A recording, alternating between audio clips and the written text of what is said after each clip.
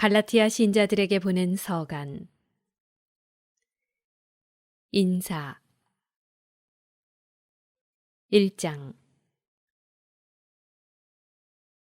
사람들에게서도 또 어떤 사람을 통해서도 파견된 것이 아니라 예수 그리스도와 그분을 죽은 이들 가운데에서 일으키신 하느님 아버지를 통해서 파견된 사도인 나 바오로가, 그리고 나와 함께 있는 모든 형제가 갈라티아의 여러 교회에 인사합니다.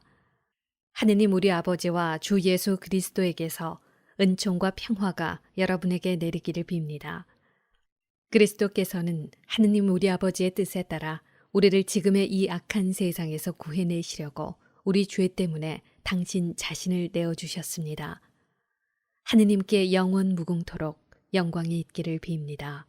아멘. 복음은 하나. 그리스도의 은총 안에서 여러분을 불러주신 분을 여러분이 그토록 빨리 버리고 다른 복음으로 돌아서다니 나는 놀라지 않을 수 없습니다. 실제로 다른 복음은 있지도 않습니다. 그런데도 여러분을 교란시켜 그리스도의 복음을 왜곡하려는 자들이 있습니다. 우리는 물론이고 하늘에서 온 천사라도 우리가 여러분에게 전한 것과 다른 복음을 전한다면 저주를 받아 마땅합니다. 우리가 전에도 말한 바 있지만 이제 내가 다시 한번 말합니다. 누가 여러분이 받은 것과 다른 복음을 전한다면 그는 저주를 받아 마땅합니다. 내가 지금 사람들의 지지를 얻으려고 하는 것입니까? 하느님의 지지를 얻으려고 하는 것입니까? 아니면 사람들의 비위를 맞추려고 하는 것입니까? 내가 아직도 사람들의 비위를 맞추려고 하는 것이라면 나는 더 이상 그리스도의 종이 아닐 것입니다. 바오로가 사도로 부르심을 받은 경위. 형제 여러분, 여러분에게 분명히 밝혀둡니다. 내가 전한 복음은 사람에게서 비롯된 것이 아닙니다. 그 복음은 내가 어떤 사람에게서 받은 것도 아니고 배운 것도 아닙니다. 오직 예수 그리스도의 계시를 통하여 받은 것입니다. 내가 한때 유다교에 있을 적에 나의 행실이 어떠하였는지 여러분은 이미 들었습니다. 나는 하느님의 교회를 몹시 박해하며 아예 없애버리려고 하였습니다. 유다교를 신봉하는 일에서도 동족인 내 또래의 많은 사람들보다 앞서 있었고 내 조상들의 전통을 지키는 일에도 훨씬 더 열심이었습니다. 그러나 어머니 뱃속에 있을 때부터 나를 따로 뽑으시어 당신의 은총으로 부르신 하느님께서 기꺼이 마음을 정하시어 내가 당신의 아드님을 다른 민족들에게 전할 수 있도록 그분을 내 안에 계시해 주셨습니다. 그때의 나는 어떠한 사람과도 바로 상의하지 않았습니다. 나보다 먼저 사도가 된 이들을 찾아 예루살렘에 올라가지도 않았습니다. 그냥 아라비아로 갔다가 다시 다마스쿠스로 돌아갔습니다. 그러고 나서 3년 뒤에 나는 케파를 만나려고 예루살렘에 올라가 보름 동안 그와 함께 지냈습니다. 그러나 다른 사도는 아무도 만나보지 않았습니다. 주님의 형제 야고보만 보았을 뿐입니다. 내가 여러분에게 쓰는 이 글은 하느님 앞에서 말합니다만 거짓이 아닙니다. 그 뒤에 나는 시리아와 킬리키아 지방으로 갔습니다. 그래서 나는 유다에 있는 그리스도의 여러 교회에 얼굴이 알려지지 않았습니다. 그들은 한때 우리를 박해하던 그 사람이 지금은 자기가 한때 그렇게 없애버리려고 하던 믿음을 전한다는 소문만 듣고 있었습니다. 그리고 그들은 나 때문에 하느님을 찬양하였습니다. 예루살렘 사도 회의 2장. 그러고 나서 14년 뒤에 나는 바르나바와 함께 티토도 데리고 예루살렘에 다시 올라갔습니다. 나는 계시를 받고 그리로 올라갔습니다. 그리고 내가 다른 민족들에게 선포하는 복음을 그곳 주요 인사들에게 따로 설명하였습니다. 내가 지금 하고 있는 일이나 전에 한 일이 허사가 되지 않게 하려는 것이었습니다. 나와 함께 있던 티토는 그리스 사람이었는데도 할례를 강요받지 않았습니다. 몰래 들어온 거짓 형제들 때문에 문제가 있기는 하였습니다. 그들은 우리를 다시 종으로 만들기 위하여 우리가 그리스도 예수님 안에서 누리는 자유를 엿보려고 몰래 들어온 자들입니다. 그러나 복음의 진리가 여러분과 함께 길이 머물도록 하려고 우리는 그들에게 잠시도 양보하지 않았습니다. 주요하다는 그 인사들 쪽에서는 그들이 한때 어떤 사람들이었든지 나에게는 아무 상관도 없습니다. 하느님께서는 사람을 차별하지 않으십니다. 그 주요 인사들은 나에게 아무것도 따로 부과하지 않았습니다. 그들은 오히려 베드로가 할례받은 이들에게 복음을 전하는 일을 위임받았듯이 내가 할례받지 않은 이들에게 복음을 전하는 일을 위임받았다는 사실을 알게 되었습니다. 할례받은 이들을 위하여 베드로에게 사도직을 수행하게 해주신 분께서 나에게도 다른 민족들을 위한 사도직을 수행하게 해주셨기 때문입니다. 그리고 교회의 기둥으로 여겨지는 야고보와 케파와 요한은 하느님께서 나에게 베푸신 은총을 인정하고 친교의 표시로 나와 바르나바에게 오른손을 내밀어 악수하였습니다. 그리하여 우리는 다른 민족들에게 가고 그들은 할례받은 이들에게 가기로 하였습니다. 다만 우리는 가난한 이들을 기억하기로 하였고 나는 바로 그 일을 열심히 해왔습니다.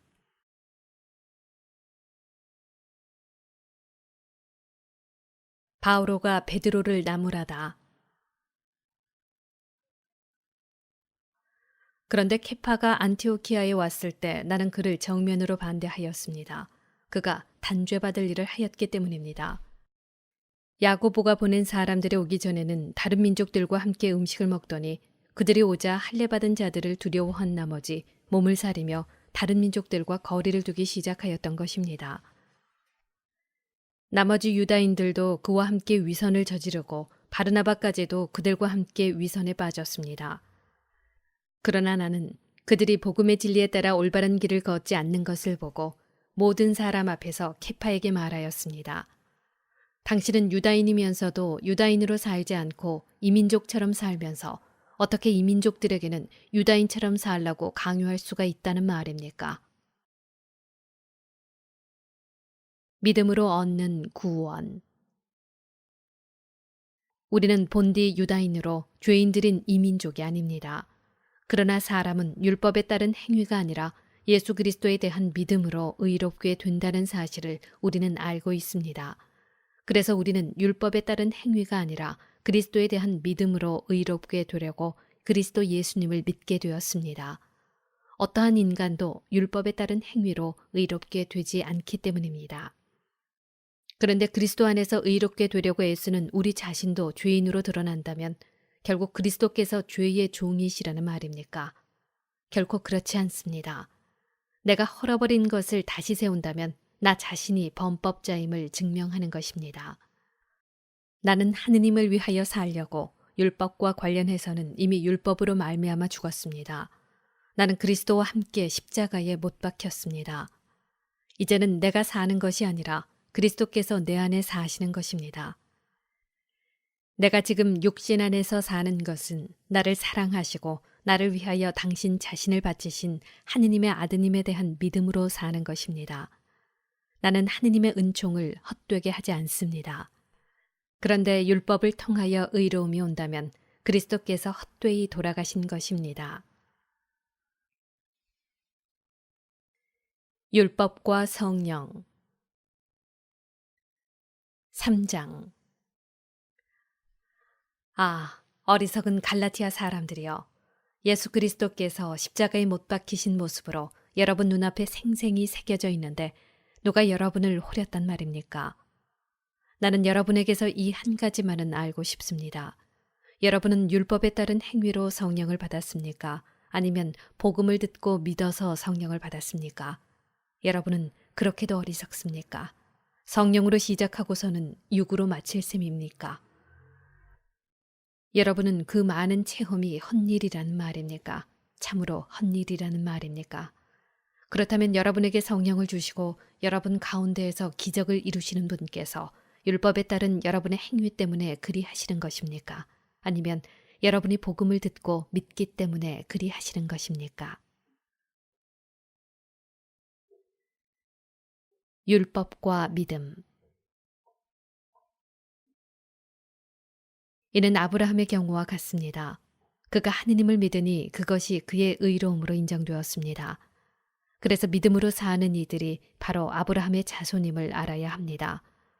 성경은 하느님께서 다른 민족들을 믿음으로 의롭게 하신다는 것을 내다보고 모든 민족들이 내 안에서 복을 받을 것이다 하는 기쁜 소식을 아브라함에게 미리 전해 주었습니다. 그러므로 믿음으로 사는 이들은 믿음의 사람 아브라함과 함께 복을 받습니다. 율법에 따른 행위에 의지하는 자들은 다 저주 아래 있습니다. 율법서에 기록된 모든 것을 한결같이 실천하지 않는 자는 모두 저주를 받는다고 성경에 기록되어 있기 때문입니다. 그러니 하느님 앞에서는 아무도 율법으로 의롭게 되지 못한다는 것이 분명합니다. 의로운 이는 믿음으로 살 것이다 하였기 때문입니다. 율법은 믿음과는 관련이 없습니다. 그 규정들을 실천하는 이는 그것들로 살 따름입니다. 그리스도께서는 우리를 위하여 스스로 저주받은 몸이 되시어 우리를 율법의 저주에서 속량해 주셨습니다. 성경에 나무에 매달린 사람은 모두 저주받은 자다라고 기록되어 있기 때문입니다. 그리하여 아브라함에게 약속된 복이 그리스도 예수님 안에서 다른 민족들에게 이르러 우리가 약속된 성령을 믿음으로 받게 되었습니다. 율법과 약속. 형제 여러분, 내가 인간의 관리에 따라 이야기해 보겠습니다. 한 사람의 유언도 옳게 작성된 것이면 아무도 폐기하거나 무엇을 첨가할 수가 없습니다. 하느님께서 아브라함과 그의 후손에게 약속을 해 주셨습니다.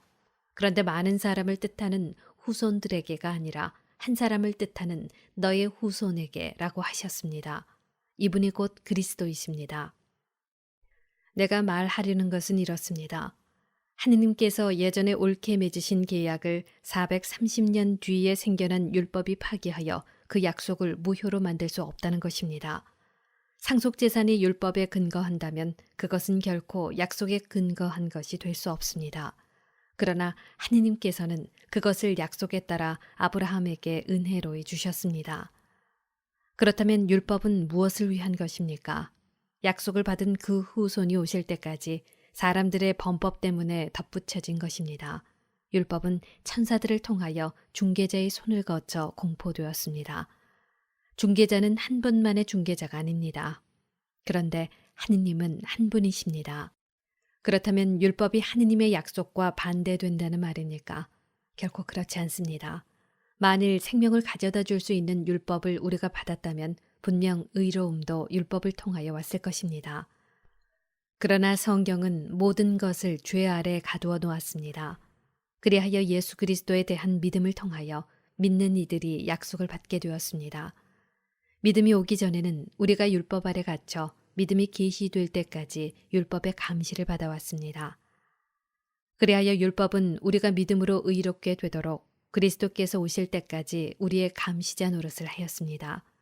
그러나 믿음이 온 뒤로 우리는 더 이상 감시자 아래 있지 않습니다. 여러분은 모두 그리스도 예수님 안에서 믿음으로 하느님의 자녀가 되었습니다. 그리스도와 하나 되는 세례를 받은 여러분은 다 그리스도를 입었습니다. 그래서 유다인도 그리스인도 없고 종도 자유인도 없으며 남자도 여자도 없습니다. 여러분은 모두 그리스도 예수님 안에서 하나입니다. 여러분이 그리스도께 속한다면 여러분이야말로 아브라함의 후손이며 약속에 따른 상속자입니다.